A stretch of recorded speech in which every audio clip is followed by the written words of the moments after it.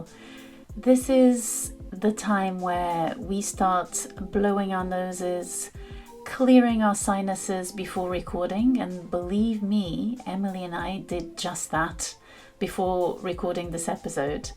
We're very excited. I am very excited to introduce you to an episode that is dedicated to Pamela Phatsimo Sunstrum's exhibition at the Barbican, titled This Will End in Tears. And I'm particularly excited because I have been following her work for a while and I love it. I'm really interested in seeing how an artist's work develops, and I think it's been about a decade now that I've been looking at her work, so this was a particularly exciting and insightful episode for me. Another thing that I would like to remind you is that we have a Patreon page, and if you don't know what Patreon is, it is simply a platform that allows creatives to get paid for their work according to your financial possibilities. So if you can't put in any financial aid in it, other people will, and that allows us to bring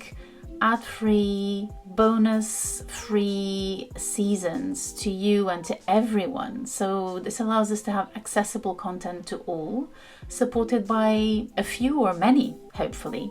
So our Patreon page is on the show's notes. You can click on the link and it will take you there. It might be somewhat of a novelty for you, a new space. I do leave my exhibition notes in there, so if you become a member, you will get them in your email box, so that's nice. If you like to read some thoughts that stem from the episode but don't really belong in there, but that could be interesting and kind of open up other doors for thinking about exhibitions, artists, and art in general. So without further ado, let's do this. It's going to be a good one. Take care. Bye-bye.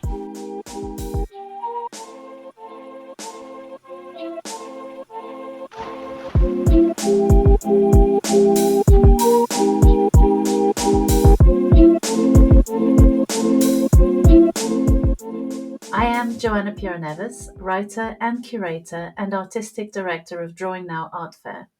And this is the podcast where we research your favorite, or about to turn so, artists after visiting their exhibition separately.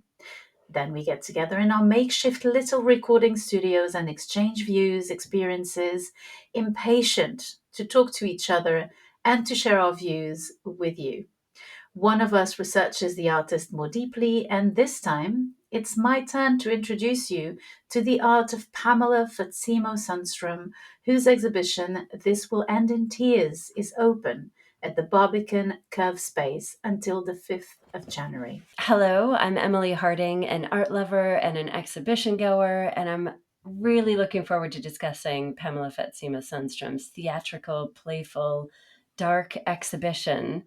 But before we do so, Joanna, you had a big week in culture. How was it? London has been abuzz with art because it's Frieze Week. So it's a rather intense moment in the art world that I try to dip my toes in, but not drown in, being the introvert that I am. I think there's a whole episode to do about being an introvert and working in the art world or doing events at a think tank.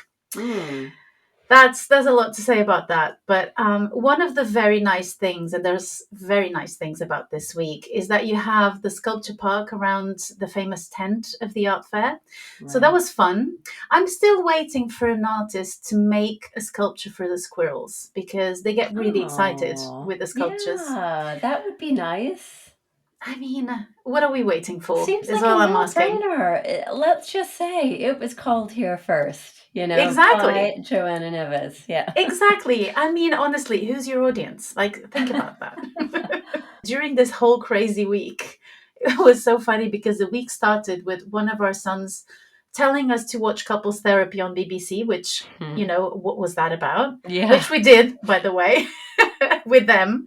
It was really interesting. And then I took Diogo to watch Coralie Farjat's The Substance, and I was blown away by it. Yeah, I thought it was incredible. Demi Moore is so great. I mean, Amazing. it was a great movie. I mean, really gory, you know? I Mm. mean, it was pretty It's not gory, for but everyone because we've yeah. had some mixed reactions amongst the people we know and here in our house, and it's body horror. I have seldom been in a theater where I feel the film physically. The last time I felt that, and it was at home, mind you, but I can only imagine how it is in the theater. It was with Clockwork Orange and Yeah. Freaks. This film is kind of a mix between Freaks and A Clockwork Orange, kind of put together for me. It's a really unusual movie, you know, even as someone who enjoys a bit of horror. This is again Oh, something this very is different. beyond. But I mean, for me, I haven't been out for checking out Freeze at all, and it's related, hubbubaloo around it. So I'll live vicariously through you and through Instagram as well, which is full of lots of free stuff. But I did pick up a brilliant book of short stories called Ghost Roots. I don't know if you've Oh, heard anything about this. It's by no. an author called Pemi, and it's her first book, which is annoying because it's just really, really good. Like to be Oh, out of the gate, like she's one of so those. good. Yeah, and it's won a bunch of accolades, and It's a finalist for the 2024 National Book Awards, shortlisted for the Kane Prize for African Writing. Wow. And I'm just a couple of stories in, but it's so, when you read something and you're like, oh, God, I just never really felt this world before. I've never really felt, Hmm. this kind of storytelling before. So I'm only a couple of stories in, so I can't articulate it, but I'm enjoying it so much. So she's Hmm. Agunda's Nigerian writer, and we've done a bunch of work on Nigeria, at work in a geopolitical Hmm. sense. And there's this Michael Palin documentary that I watched earlier this year, Oh, which was great. We actually had him come to the stage at work as well and talk wow. about this with one of his British Nigerian producers who worked on the film. And so it was, I've kind of had, yeah, an introduction into Nigeria in that sense. But this is Mm-hmm. like a very different doorway in. Mm-hmm. And Mm-hmm. it feels really exciting. So, yeah, go check it out, Ghost Root. So good. So, Joanna, do you want to introduce us to the artist this week, Pamela Phatsimo Sunstrum?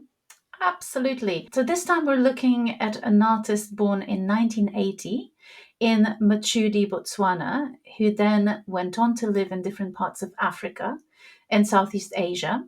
So Pamela Phatsimo Sunstrum moved to the US in 1998 and received a BA with highest honors from the University of North Carolina at Chapel Hill in international studies with a concentration in transnational cultures in 2004. She received her MFA from the Mount Royal School of Art at the Maryland Institute College of Art in 2007. She now lives in the Netherlands after a sort of peripatetic life, which probably will still be so. We don't know if she's going to stay in the Netherlands or not. But that's where she's living now. So Hmm.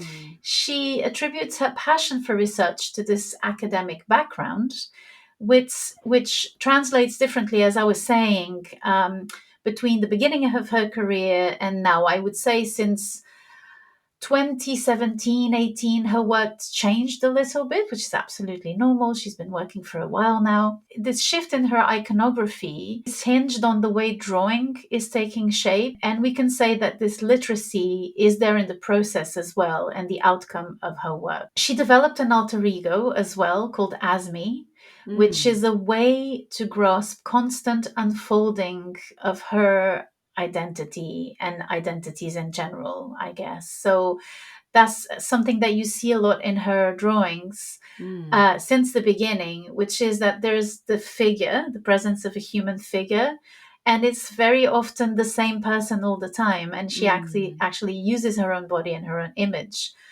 to do so. Yeah, that's a theme in this show too, definitely. And absolutely, that's a Yeah. theme in this show. So, this research and this interest she's had on many, many things takes us to an aspect of her work, which is that up until recently, the works were layered as if each element in it was at least translucent.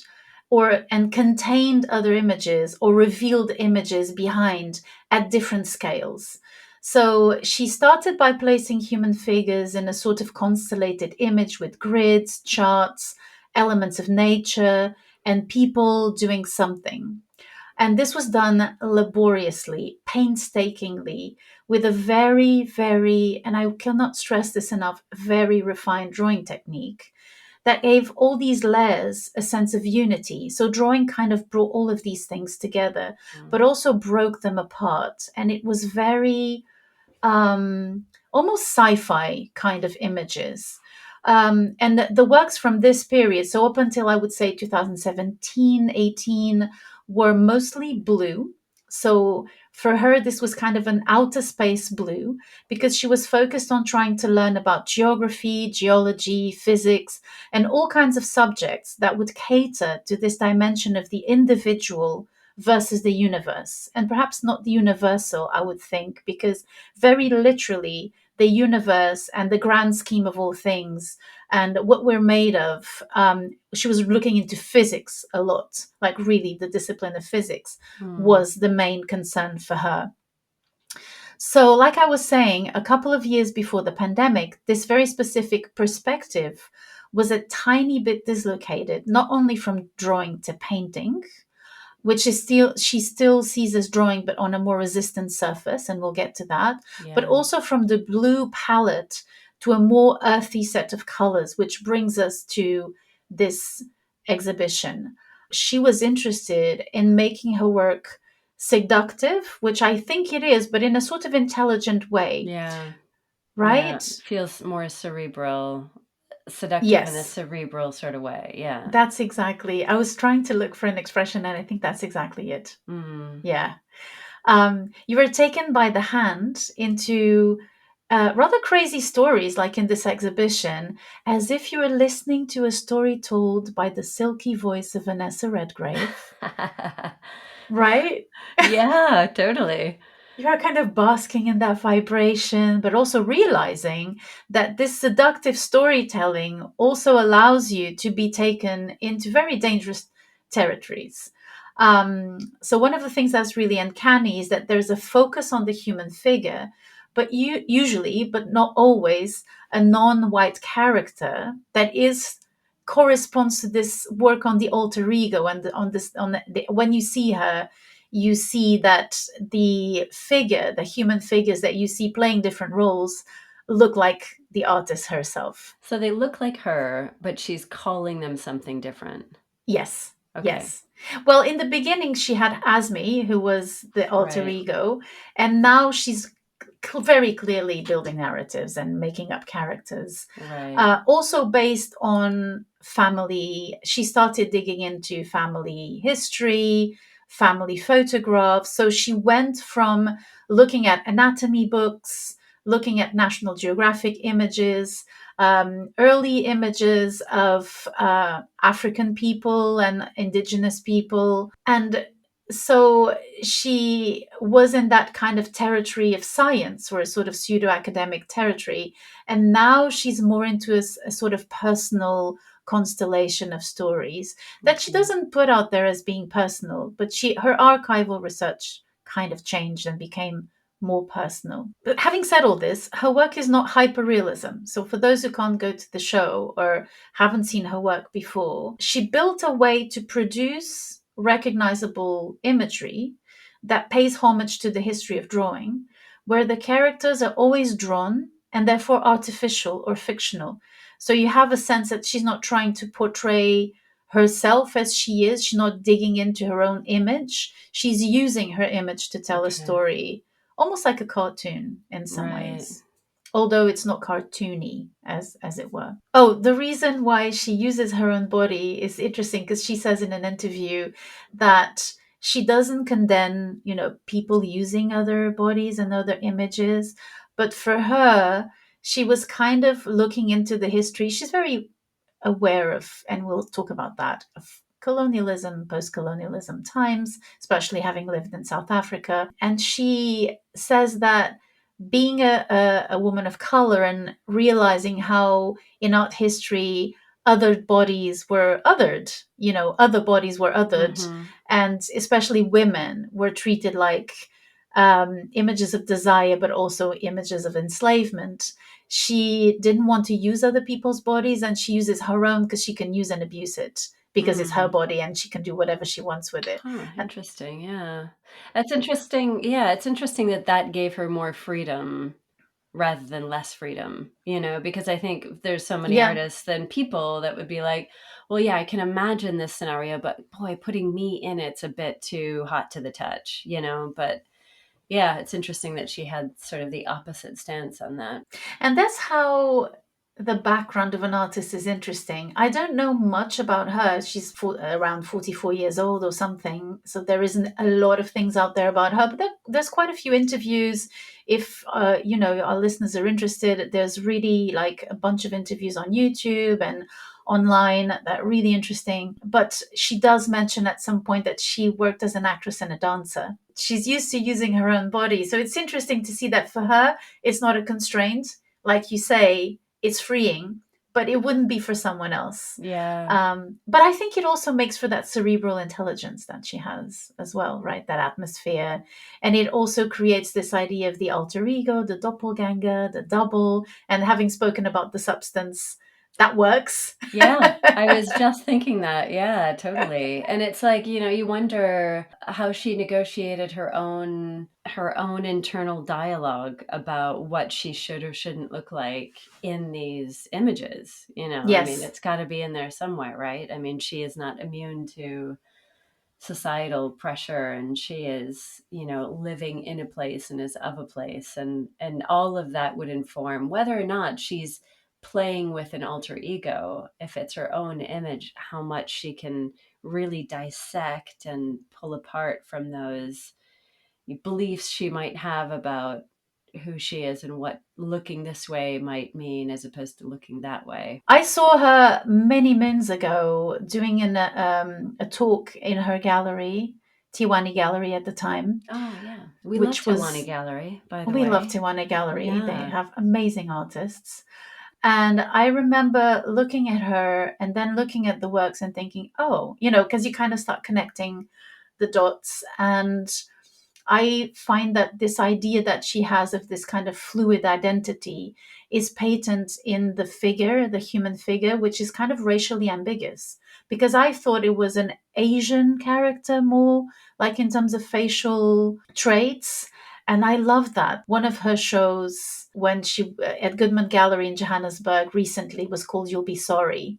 And she says it's about the people who leave, who go away, are told, you'll be sorry for leaving, you'll come back, you'll be sorry for wanting to be an artist, you'll go back to a proper work. And and she has this consciousness of how movement and displacement affects your identity, and it's much more than appearances that she's interested in. She's interested Mm. in the culture and in the nuances of what you inherit wherever you are in the world, and from what starting point you enter your life in or from, Mm.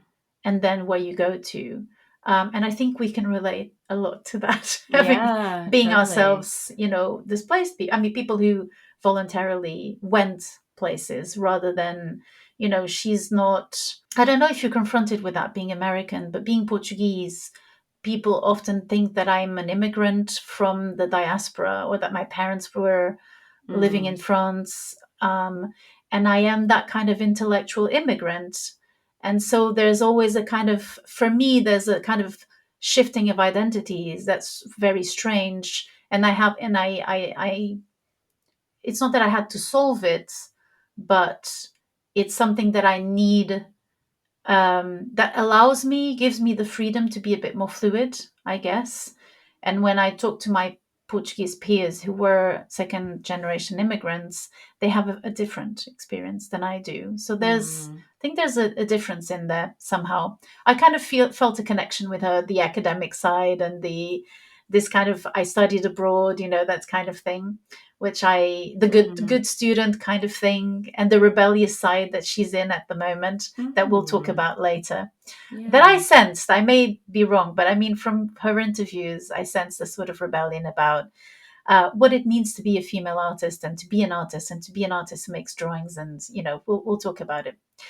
Anyway, going back to kind of her history. So the colors are important, as I mentioned before. So blues were part of the work for a long time because she was concerned with questions of physics and almost sci-fi related issues. But now she uses more earthy tones as she started delving, like I was talking about before, into a more personal catalogue of narratives. So she's doing a sort of personal archaeology, it seems, and thinking of her own ancestry in terms of these quests that she has about the universe, the history, the formation of things as they are. Because as being interested in, physics, she's also interested in history. Mm. And because she was concerned with that, her mind went to the past and specifically to the histories of colonialism and art. We painted with pigments, with ochres and siennas drawn from the earth in prehistory. And she was also thinking of Botswana, of South Africa, where the landscape is earthy, Mm. brown, yellow, and the sky is white with heat. So the colors changed completely in her palette. And now the palette also includes another color that comes from the wood panels. Yeah. Wow. Yeah. Yeah, yeah, yeah. So I was going to ask you about that because, and we'll talk about this more. She uses wood panels in this exhibition. Is this something that she's used previously? Yes, she's done it before. I think Okay. it's a relatively new thing. And she says that she likes to work with the kind of patterns of the wood, Yeah. right? No, let's talk about that more later because I think there's Okay. a lot of there. There's a lot to Yeah. say there. Yeah, right. Yeah. So I just want to quote an interview that she did for Studio International on the 24th of September of 2020, where she talks about the figure and traces it back to the point where it disappeared. So it's really interesting to see how she was a bit conflicted about the figure before going into the exhibition where the figure is everything, basically. Mm. So, quote, there was a time when the figure dropped away from my work. I stopped using it altogether for a few years when I was suspicious of how easy it is to tell stories using the figure. Around the time that I first moved to Johannesburg, I really started focusing on space and landscape and scientific diagrams, as well as abstraction and other forms of notation to suggest story or time or space without relying so much on the figure. Shortly after, I became pregnant, and certainly right after I gave birth to my son, it became impossible not to use or deal with the figure in my work again. The experience of being pregnant, of carrying a child, of giving birth to a child was truly transformative and had such an impact on my ideas around bodies as vessels, around ideas of history, heredity, genetics, DNA, biology, that it was undeniable that the figure was going to return within the work. Wow. Isn't this incredible? I Yeah. find this quote incredible because we've talked about women who talk about giving birth and talk about the body, and she goes immediately into heredity, history, DNA. She cannot help herself from attaching a very visceral experience to a kind of a wider scientific context. And I Yeah. love that. It's Yeah, so yeah, yeah, yeah. incredible. It just says so much about who she is and where her head is and how she approaches her work and I love that, I mean, on a very basic level, it's like giving birth to a human puts the figure, the image, the figure back into her work itself. Yeah. Nice connection. Yeah, that's a really nice connection. She also describes as her practices building and erasing, building and erasing, building and erasing. So she's interested in what remains in the remnants of cultures and rituals of knowledge and power. So the way she draws and makes an image, she is such a devoted maker. Like we can say she's cerebral. She's just a very complete human being. I mean, she's incredibly intelligent, well read. She has an imagination that is wild. And then she spends hours and hours making layers working on her subjects and creating these very textured images that again unify somehow. And now it would. I mean, it's really incredible. And so the way she draws is that, of course, because she layers and she creates those layers of narrative, she works, makes the images and scraps, or puts another layer on them. And I saw a video on YouTube where she has this beautiful image and she's talking and she's working, she's talking about her process, and she's just applying, she's erasing a bit and then she's applying another layer on top of the, a bit of the perfect shape that she had just done. And I was like, woman, what are you doing? Like, that is Yeah. beautiful. And you know, this ability she has of building these images very carefully, very, you know, painstakingly, and having kind of this courage of like taking away, putting it back, taking away, putting something Yeah. else back. And it's really what she's interested in terms of the culture. What remains of the culture? What is lost? What are we, why are we, you know, dressed in a certain way while also Mm. using these local, you know, patterns in South Africa? This mix of things and remnants of things that really, really interest her. And she's, you know, now that she's in the Netherlands, for example, she says that she's engaging with the romantic artists, for example. She's looking at European art. And she says that from her, that I think that's one of the things that I wanted to finish with her biography, is that it's so interesting to see someone who has this very broad education and very broad experience, but that ultimately comes from the African country, the South Asian country where she lived, you know, during most of her younger years, and coming into the European art history as well.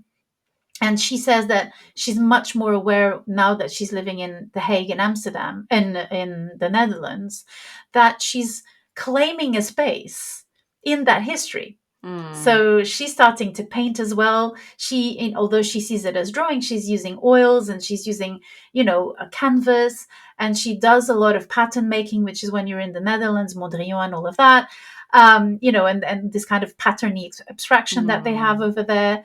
That's also, you know, something that she's claiming for herself, but coming at it from a completely opposite angle, that someone who had been born in the Netherlands. So that's also really interesting, I think, in terms of the Mm. exhibition that we will be talking about. So yeah, this is basically my presentation, a very quick and Wow. probably very Yeah. elliptical presentation of this awesome artist. No, that's brilliant. And it just fills in so many lines from just seeing the exhibition, which I really enjoyed, and obviously we'll talk about next, but about, who she is as a person. And you're right, she just does feel like, that fundamental kind of artist that, has lived such a full life and has had these other interests and takes in sort of history and travel and legacies and in this very intentional way, it seems. Yeah, so brilliant. Great. So why don't we take a short break and then we can come back and dig into the exhibition itself? Yeah, I think you might need a coffee or a tea. So let's Don't do we all? that. Yeah, That let's don't do we it. all? So Cool. let's do it. See you in a bit.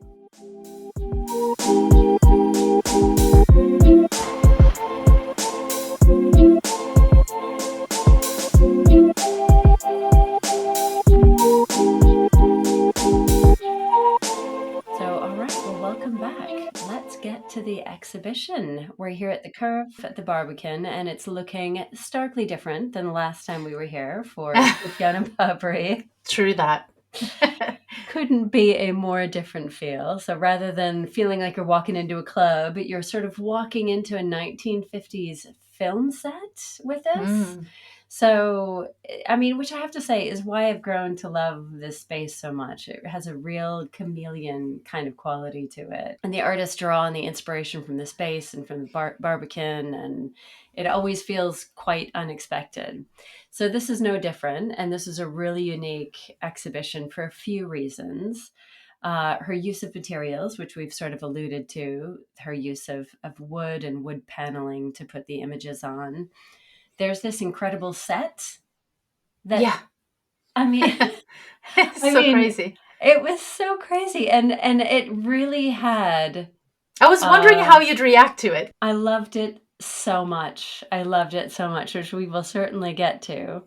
And then, she has this great exploration within the images themselves of the femme fatale. And as you say, from her history, she brings in so much nuance to it and a very, very different take on this whole sort of film femme fatale trope that there is out there. So there are 19 paintings and drawings that are part of the exhibition that are all listed as scenes in a film. So when you Yeah. look at the catalog, it's like scene 38 and scene 19 or what have you. And when you're looking at these images, they look Hitchcock-esque. There's lots of space in them. Kind of reminded me of Edward Hopper paintings where Mm, there's a coolness within them, and the figures themselves feel alone together in mm, a way. yeah. But they're also full of tension, anticipation, suspense. The intrigue is just absolutely abounds from them. So you see scenes of people, watching other people unawares, and, people walking with a knife on the brink of violence. And there's that classic kind of film noir scene of two people close up in a car, in the front of a car, a driver and a passenger, and while you're in it, you're sort of kind of cheering for the protagonist or worried about the protagonist. And you kind of want to say things like, look out, I mean, I'll find you, there's a bit of that in there. But I want to read a bit from the exhibition guide that outlines the story being told, because I think it's done very well. So this is a new body of work that presents the story of Bettina, a new character in the artist's ever evolving cast of alter egos. Bettina arrives in a mid century colonial outpost, learns to navigate the subtleties of her new rural life. We're invited to explore our protagonist's world through a series of film sets designed in collaboration with Remco Osorio Labat. Thanks for that pronunciation guidance earlier on that, Joanna. These sets evoke domestic spaces, colonial bureaucracies, travel waiting rooms, religious gatherings. Walking through these spaces, which are punctuated by painted scenes of Bettina's new life and connected by ramps and wooden walkways. So this is the film set part of it. A multivariant narrative unfurls, ex- exploring the ideas of migration, belonging, and freedom. So the guide continues. Sunstrum uses the aesthetic and narrative conventions of film noir to question the idea of the femme fatale, a reductive and often misogynistic depiction of women used in film. Taking inspiration from the Barbican as a space for performance and spectacle, Sunstrum draws a connection between the artifice of filmmaking and the social constructs that control, regulate, and punish women who challenge the norm. So that's from the exhibition guide, and yeah, I just love the performance that's involved in the exhibition itself. And But a good before, text. yeah, it's a good A text. good I text. Totally. It gives you enough without giving you too much, and it doesn't bedazzle you with lots of references to, things that, might not actually matter to you as you're walking through it. But I just want to do a quick aside about the name Bettina, because I got Oh, curious about why would she name her character Bettina? I also wondered actually. Thanks for And doing that. and it's an unusual name, right? You don't hear Yeah. it very much. There's sort of derivatives or kind of near neighbors of it with Elizabeth, Betty, that kind of thing. But according to Ancestry.com, the name derives from the Hebrew name Elisheba, which Oh. means God is my oath. But it was widely used in the Italian Renaissance scene. You get the sense of this main character as having a strong inner compass, but as also being quite artistic.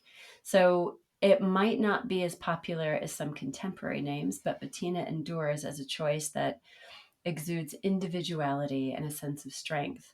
Huh. Furthermore, it's managed to transcend cultural and linguistic boundaries, gaining recognition and admiration on a global scale.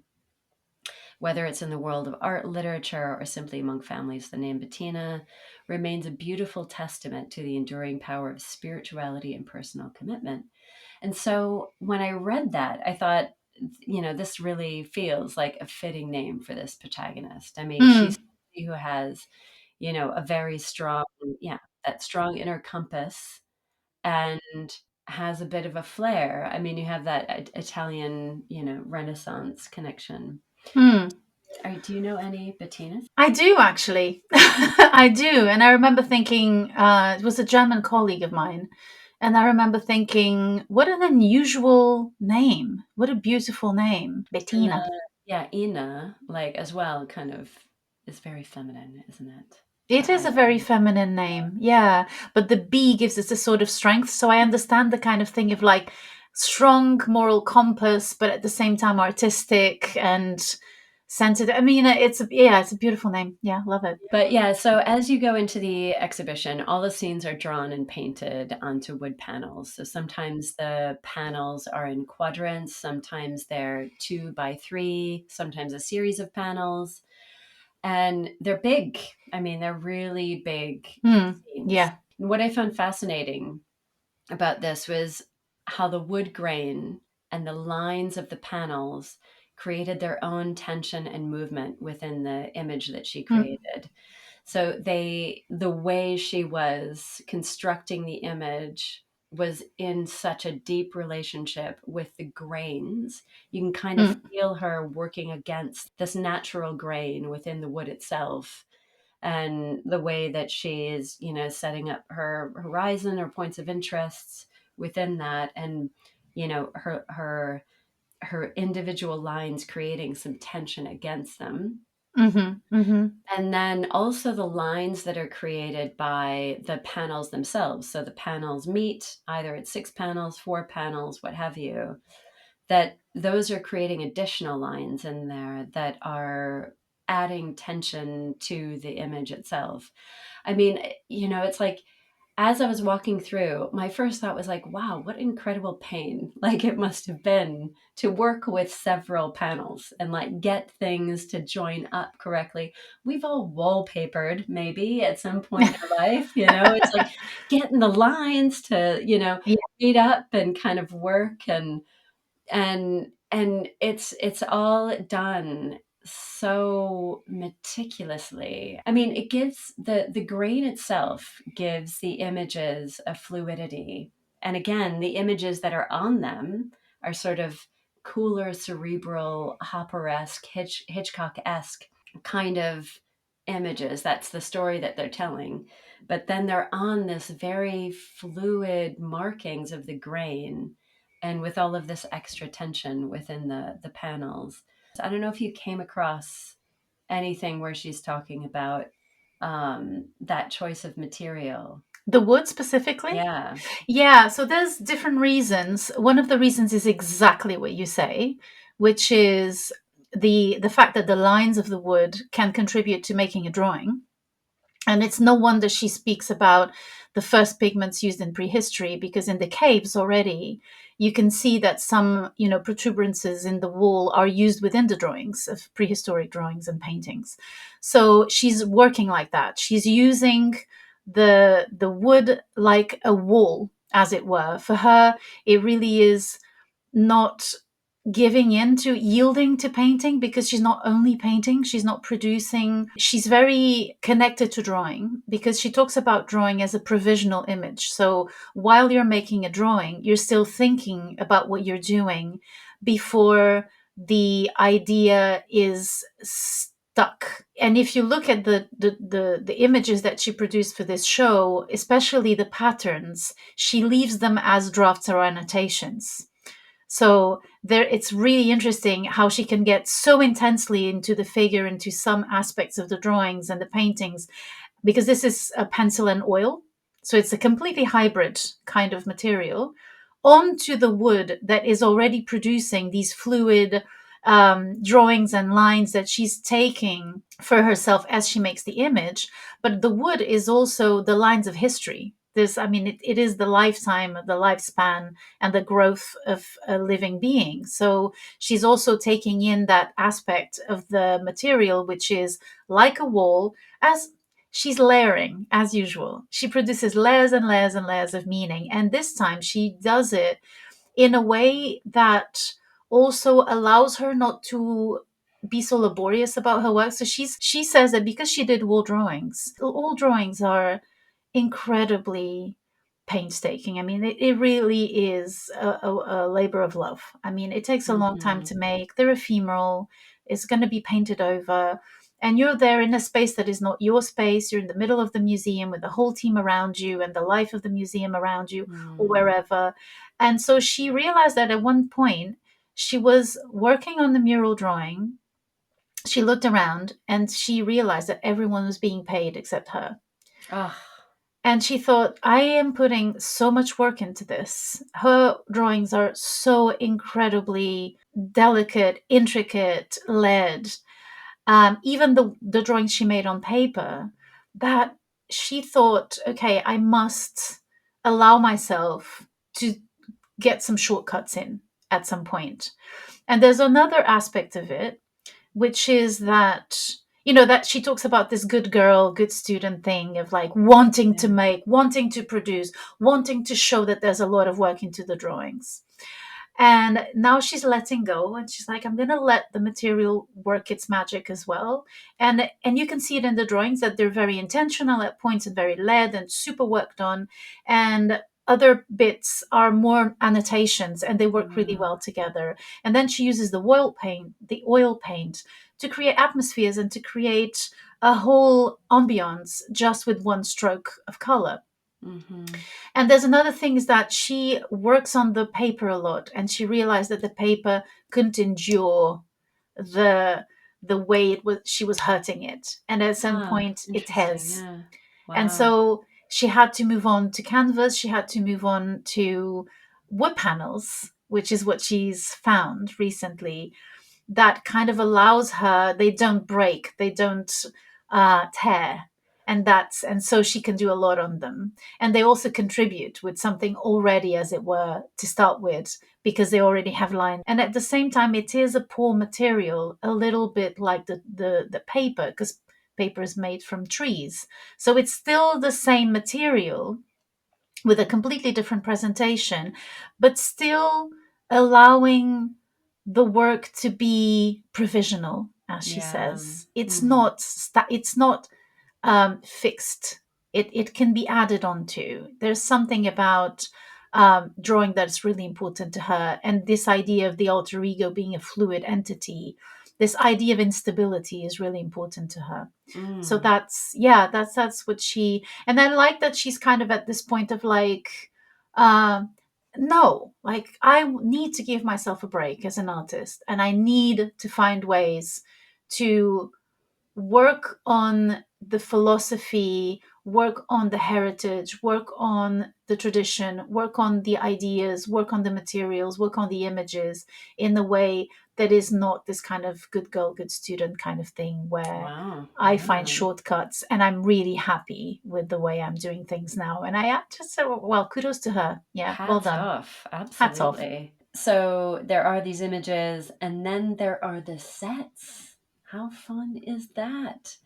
You can, I mean, when you walk in, you immediately see, this wooden ramp kind of leading you Yeah. down. And then you're on this elevated platform. You're going through walkways that have been constructed, and there's a bench there, there's like a sink with a window, and I mean it's all just wood, it's unadorned, so it really gives a lot of room for the imagination. And then you walk further down and there's a podium, and what I loved about that is like you're both on stage and backstage at the same Mm-hmm. time, so Mm-hmm. you're Mm-hmm. kind of seeing the sets from both sides. As if they weren't ready yet for the film. Yeah, They yeah. it's virgin wood, so it's not painted on. Yeah. They're like sketches in some ways as well. Oh, yeah, yeah, that's a good point. Yeah, absolutely. And they're the And same material as the wood panels. So you're kind of walking on the film that is making the story, because the wood panels are drawings, but they're also the film. So they're also kind yeah, of a film that is kind of like stagnant, and you're the one walking and making it happen. So yeah. it's yeah, it's very clever, I very thought it well was done. genius. Yeah, I Yeah. thought it was really, really well done. And then there's the whole atmospheric thing of the smell of the wood. I mean, you know, it is Oh, absolutely true. everywhere. And you can hear it creaking under your feet. You know, I mean, Uh-huh. it's like, see, because you're obviously in a temporary space, you know. Yeah. And yeah, no, I found it irresistible. It's like the longer I was there, I could sort of allow myself to go up to the podium and give my best Kamala Harris, you know, speech or something, you know, go up to the sink and pretend to wash dishes as you're sort of looking out at whatever this window is out on, whatever your imagination would like to fill it in with. You know, there's I mean, my stepdaughter has twins, and they have those little kitchen sets. Oh, And I yeah. remember as a kid, like just being fascinated with those. And it's like, let's Yes. play, you know? Yes. And it gives you that sort of playful permission, that permission to be playful Yeah. within this set. And it's like, you know, there was almost a little bit of cognitive dissonance because you're looking at the images and you're like, oh, be careful. You know, you're in perilous danger here. Something's gone awfully wrong. I'm not totally sure what it is. But then at the same time, you're like, oh, wow, a sink. Let's pretend, let's play kitchen, you know, let's play house.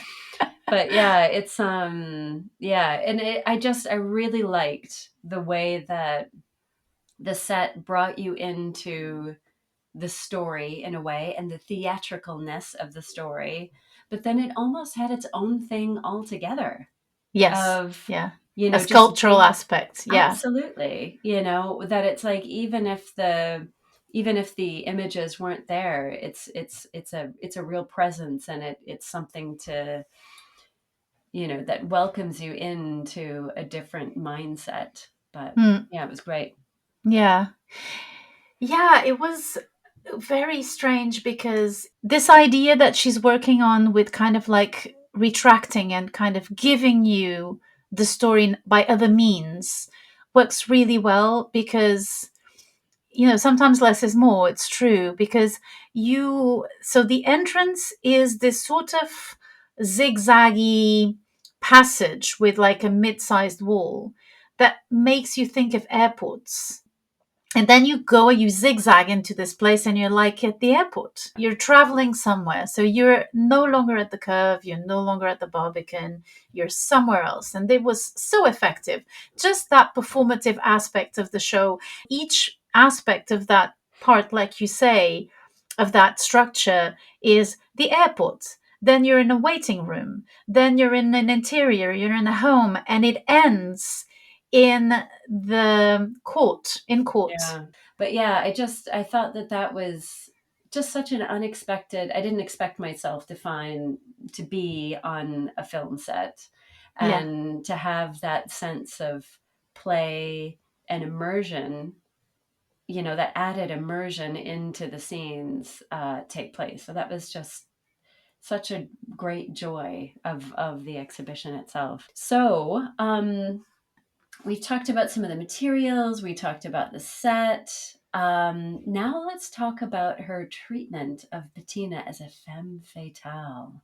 Such a such a big archetype. So I again did a little looking into kind of what do we mean when we talk about a femme fatale.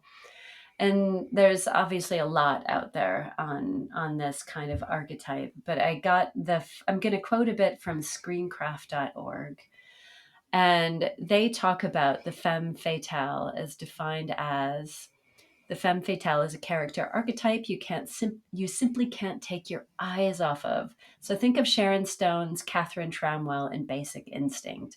Like her or loathe her, the femme fatale is usually the most intriguing presence on screen. She's both desirable, diabolical, captivating, conniving. Like the male protagonist she's often paired with, you can't help but want to be with her, but you don't dare double cross her. So, the history of the femme fatale is a complex one. She's featured in stories for many centuries, often portrayed as a deceptive seductress or even a mystical priestess, and typically only through the male gaze. Only recently has there been a female reappropriation of the femme fatale archetype in cinema. Now she's not so much overly sexualized and therefore bad or evil, but a passionate woman whose anger is fueled by the sordid history of women being routinely dismissed and not heard or respected. And I thought that was really interesting. I mean, because you look at Bettina, and she is not actualizing her life through the male gaze. I No. mean, she is, She eventually, at some point, seems to fall prey to it, yeah, but she's clearly not falling into that category, especially visually, yeah, especially in terms of the visual rendition of the character and the characterization of this woman, of Bettina, is really not conducive to what you've just read. yeah. She's not a young woman. I mean, the introductory scene of Bettina is her walking into this kind of rural road. She has a big coat on. She's carrying a couple of suitcases. She's in sensible shoes, I mean, Yeah, for the she's time. yeah, yeah. And she's, I guess, middle-aged. I don't know, it's kind of hard to age her, but I'm guessing she doesn't look like a particularly young woman. She's Hmm. not a scantily clad white blonde woman. I mean, Yes, she's she's actually the opposite. definitely, yeah, yeah, exactly. I saw this interview with Sunstrum at Goodman Gallery, so it's a video, and she talks about a particular painting. I think she did painting slash drawing. She did for the exhibition that she had going on there at the Goodman Gallery in Johannesburg. I think in 2021, around that time, or 2022. And there's a painting there called Tips. And I think that starts something, which is, it looks a bit like, I'm going to say it in English, Paula Rigo's work, Paula Rigo Hmm. for us Portuguese, where, she always uses the same kind of woman. Paula Rigo worked with a model, always the same model, same as Pamela Phatsimo Sunstrum. And there's something about that painting called Tips, which really made me think of Paula Rego, because the woman is crouching. You can't see a chair. She's in a very awkward position. Her underskirts are visible. And it's called Tips because you can see tips of knives. And so there's Oh. a whole strand, thematic strand in Sunstrum's recent work, which is women with knives. And Hmm. she talks about that image, and she said that she found it really strange that people talked about this image as a difficult image, of this image as a sort of menacing image. And Hmm. when you actually think about it, women have been dealing with the most murderous weapon, apart from obviously mechanic weapons, since the dawn of time, because women cook. It's not a weapon, it's just an everyday thing that you would use in a kitchen. Why is that image Yeah, so yeah. menacing? And so femme fatale, she's already working in distorting that archetype by saying, okay, where is the femme fatale? And she quotes a scene of Pan's Labyrinth, Guillermo del Toro's Oh, yeah. film, Great movie. where the spy was the woman in the kitchen. And she says that she loves Ah. that character because it's an unsuspecting spy. No one will think of her. And I've heard, I don't know if this is a myth or not, but someone told me a few years back that the MI5 was looking for middle aged women as new recruits because they would be the people that nobody would suspect would be spies. Boy, I don't know. Is that insulting or I don't Is that a No. compliment? I don't know. I But think it's wow. both. Yeah, It's probably yeah. both, is what she's trying to tell us. And she's, this is a woman who's obviously holding a knife in a few of the images. I mean, a couple I can think of in particular. And there's a dead person in one of the images, and you think that she has obviously been involved in a murder in some way. In one scene, you see her. There's lots of the kind of tropes of the film noir, which involves headlights in the rain and suspicious glances. And in some of them, it's hard to piece together exactly what's going on. But in one scene, you see her organizing a defense, I think, with another woman, which I really liked. It's like, two women and they're dressed in more masculine clothes, but they're in an Yeah. office filled with books, and you can tell they're kind of plotting out what the defense is going to be. Because I mean, in the next scene, or very nearly the next scene anyway, you see the courtroom and all the jury, which is mostly men, that are kind of looking on to the scene of what's going on. But one that I loved so much, one of the scenes, is you see her in bed with a lover, and you would imagine post coitus, and she has her cigarette, and she holds it over his mouth so that he can have a drag of it. Uh-huh. Uh-huh. And there was just something so possessive about that that I loved so much. I mean, she's kind of curled up next to him in sort of a more typical kind of way. He's not curled up in her arm. There's a lyric in a Beyonce song, in Formation, where she says, "When he fuck me good, I take his ass to Red Lobster." It kind of reminded me of that. It's like she's like, "Oh, here, sweetie, go ahead and have a little, drag of my cigarette," kind of thing. Yeah. But yeah, it's She holds the power. she's holding the power. Yeah, I mean, she's like She's throughout. holding the pleasure. Yeah, yeah, definitely. And you get that sense throughout that there's so much agency. Uh, I mean, if you look again, the name Bettina, my oath is to God. It's like she has a compass, she has autonomy, she is, making decisions in this really terrible situation that she's gotten herself in. And in the end, that beautiful bridge picture, I assume it's Bettina walking on the bridge, but is it a lover? Is she meeting a lover? I couldn't quite tell. Or was it this friend? I mean, because she has this friend, Yeah.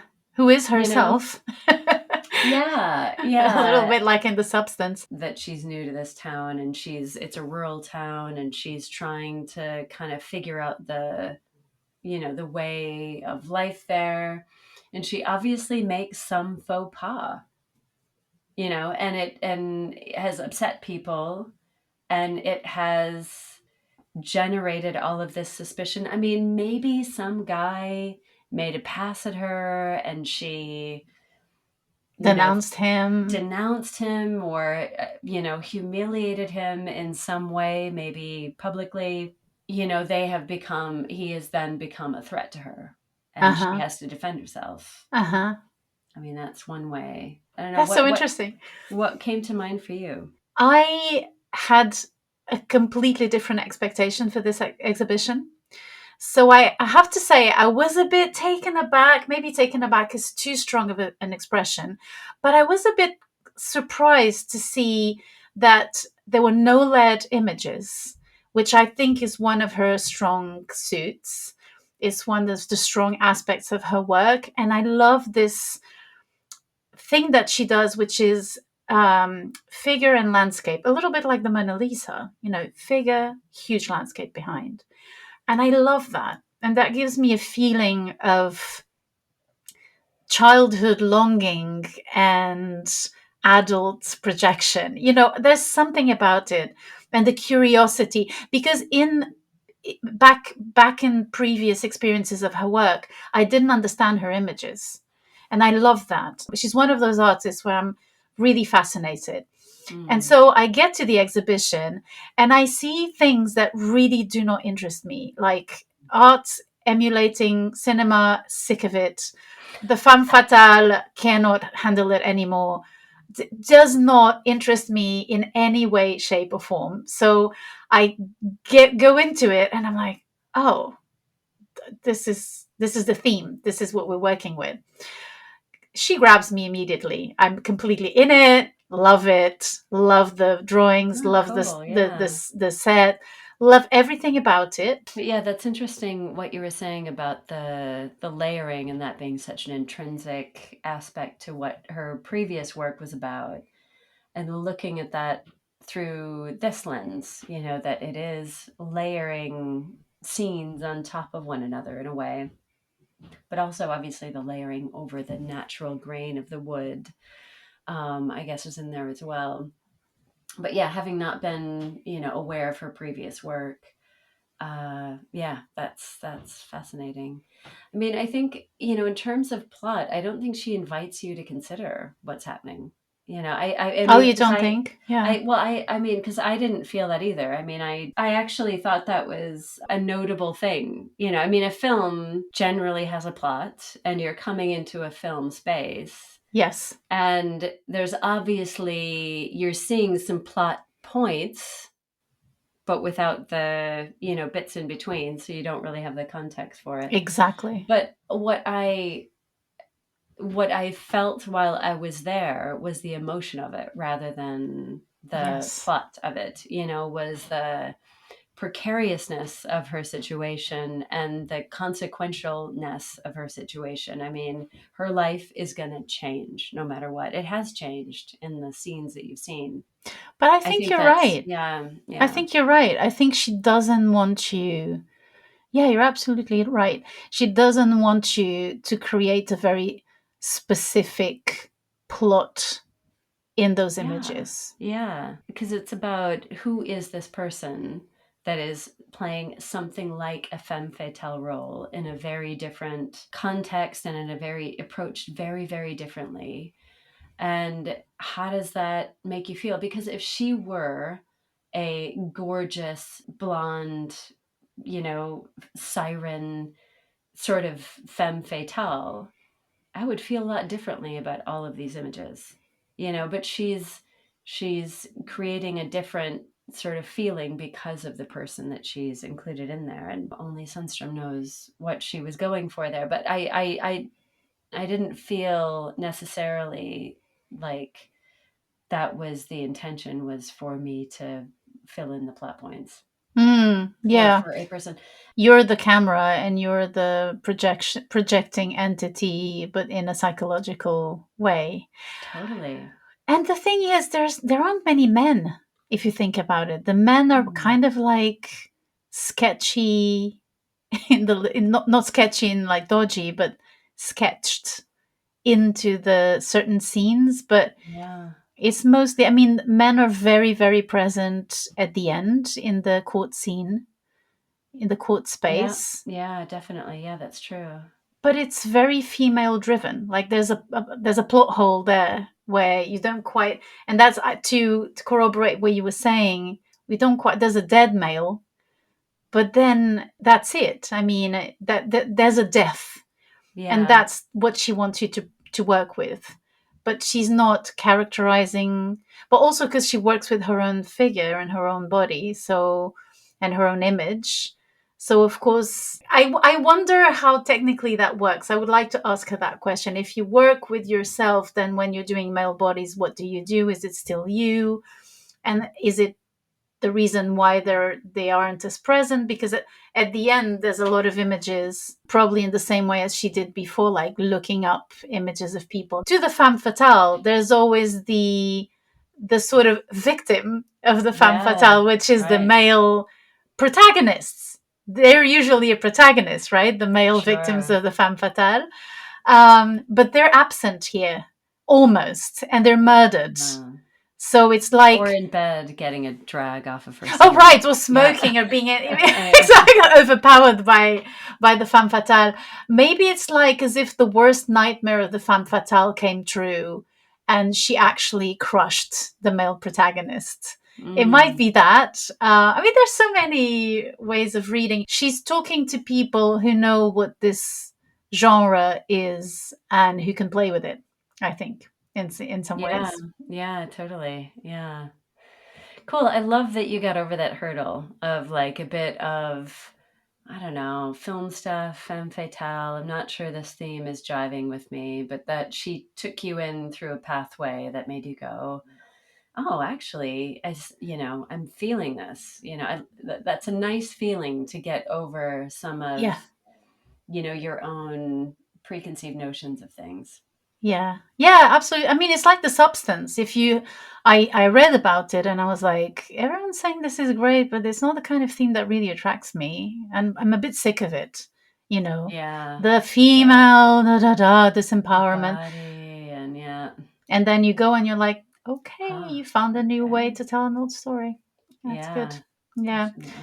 I mean, I'm still not super into the imagery because, so that's something we didn't talk about, which is the fact that she's been exploring history, and she's now mid-century and she's fascinated with that era because she explains that it's a moment important in the African continent where you were completely contaminated since Victorian times by an aesthetic, and her women before were kind of Victorian clothed, and now she's drawing into the 20th century, mid-century, at a time where there's a lot of European and Western aesthetics in furnishings and houses and clothing and even behavior.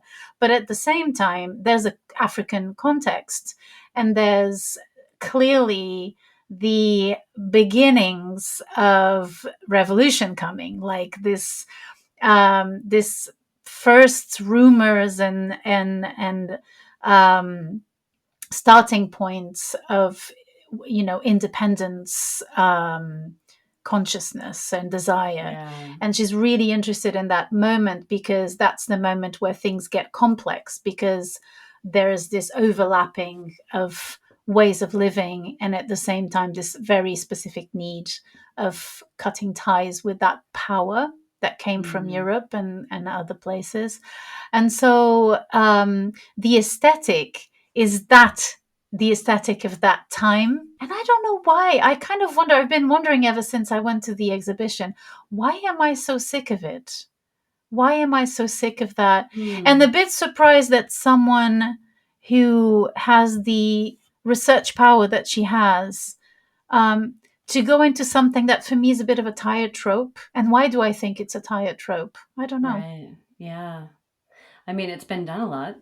So, I mean, I guess that's, and we've seen it all in a certain way a lot of times. And I guess maybe that's the reason why she wanted to revisit it, is Yes. that it has been done a ton and it's always been done or very often been done in a certain way. And she's like, there is another spin to this. There's an aspect of this that has not been explored. And I think it's 19 scenes, right? Like it's a night, it's if you have an idea, a theme that is somewhat familiar, in a short space of time, maybe that's a way to bring people into something uh more easily. I don't know, that might not hold up because I No, mean I now think I'm you're, just thinking of like, the Twain thing of like I didn't have enough time to write a short letter. It's like, I mean, in a way that could make it more difficult, to, yeah, to encapsulate that could work both yes. ways, quite frankly, that logic. But There's been a few films that came about. One of them being this horrendous film with two amazing actresses, Anne Hathaway and Jessica Chastain. oh, I just watched that Mother's Instinct, right? Mother's Instinct, exactly. Yes, Yeah, yeah. and then I rewatched The Hours as well recently. We are on the same clock. I just Are you rewatched The joking, Hours as well. No, I have lots Emily? of We were meant time. to be, Yeah, Emily. That's totally. That's so funny. And I had a really visceral reaction to these. Everyone was dressed alike. In Mother's Instinct, the best thing you could get was a pearl necklace. That was the highlight of your life, to get the same pearl necklace that every woman had. I mean, come on, for Christ's sakes, the 50s were not that neat. It really is this projecting onto the past of a time that never was. She is breaking that for sure. Like I haven't watched that film yet. The Black Western. That, what's his name? Jordan Peele directed. I haven't seen it. No. I haven't watched that yet, but I loved Get Out, and I loved the other one about doppelgangers, which is kind of like shifting perspectives in ways that are unexpected and kind of breaks that neatness that we are trying to hold on to too much in film in some ways. So she's probably doing that very knowingly so, knowing she's talking to a certain audience that has a certain education, film education, and that perhaps, are gonna very quickly piece that up, and the education that she has too, that we share.